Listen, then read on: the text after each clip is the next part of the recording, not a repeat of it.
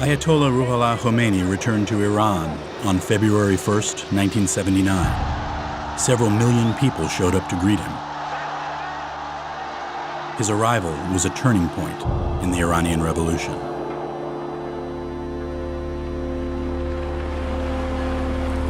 We could hear the sound of a helicopter. Apparently the crowds were so big that they could not drive Khomeini to the airport, so they were flying him on a military plane, which seemed quite odd given the military's opposition to his return.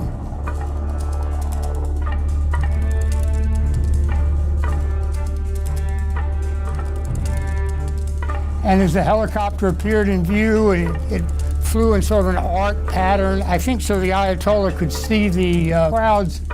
This huge cheer arose from the crowd, and people were chanting slogans.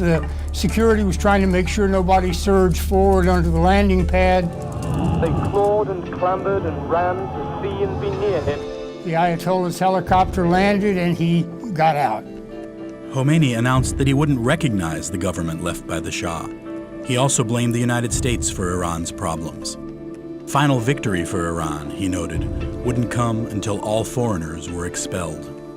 When he left, the crowd again went wild. They surged forward, and I remember seeing people were jumping up trying to grab hold of the helicopter blades as if to climb into the helicopter with him.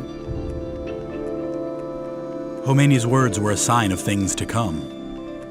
Reed recalls one particularly hairy day that February. Protesters tossed Molotov cocktails made out of Coke bottles at a tank, which caught fire. He needed to send his editors his story, but a late afternoon curfew was imposed. Suddenly, a telling moment of the revolution presented itself. The implication being this was a 4 o'clock shoot to kill curfew, and by this time we were fairly shaken.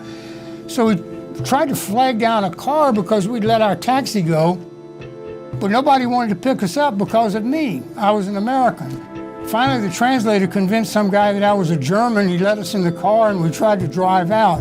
But it was hard to drive out because people started building these barricades to protect the base and keep the Imperial Guard from coming back. And I remember an older, I would say elderly man and his wife. The man was dressed in a coat and tie.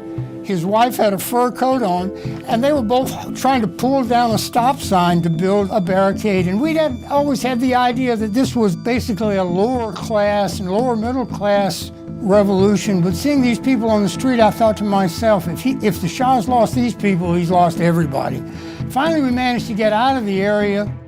It was too dangerous to return to the bureau, so Reed spent the night at his translator's apartment. A thunderstorm overnight kept protesters at home. The next morning, February 11th, was eerily absent of gunfire and traffic. We got back to the office, and I thought, well, it's too late to get, file my story from the night before. Maybe I can write a feature or something. So I started typing my notes on a teletype machine just so we'd have the tape, maybe send some of them to New York to freshen the overnight story. And all of a sudden, the translator came running in. He was almost frantic. He's screaming, "It's over, it's over." On the radio, a spokesman for the military council announced that it would no longer support the Shah-appointed government, and it would stay neutral. So if the military wasn't going to protect the Shah, no one would. And the city again went wild. It was the same scene as the day the Shah left, except much, much bigger. And we got in a car and drove down and saw incredible scenes where crowds were hauling down statues of the Shah's father, were attacking government buildings. No one was attempting to stop them. A 2,000-year-old monarchical tradition collapsed in a heartbeat. On April 1st, 1979, the revolution was realized. The Islamic Republic of Iran came into existence. Right after the revolution, the triumphant revolutionary forces were very proud of what they were doing in terms of starting to build a new Islamic society, as they put it, and dispensing justice to officials and supporters of the old regime. And this dispensing of justice consisted of a lot of firing squads on the roof of a school there called Rifah School. And they would come to our office very proudly, showing us photos of the bloody bodies lying on the roof of Rifah School. that people that they had executed, who, in their view, richly deserved to be executed for their involvement with the Shah, corruption, torture, and so forth. And they were happy for us to transmit these photos, and so we did. The reaction was not what they expected. They thought the world would be thrilled that they were dispensing justice to bad guys. But in fact, the world was pretty horrified at the summary justice of the revolutionary forces. And those photos were a major factor in many people in the world actually starting to wonder about the revolution and whether it was good that these people had won. As 1979's months passed, the joy that greeted Khomeini would soon morph into something else.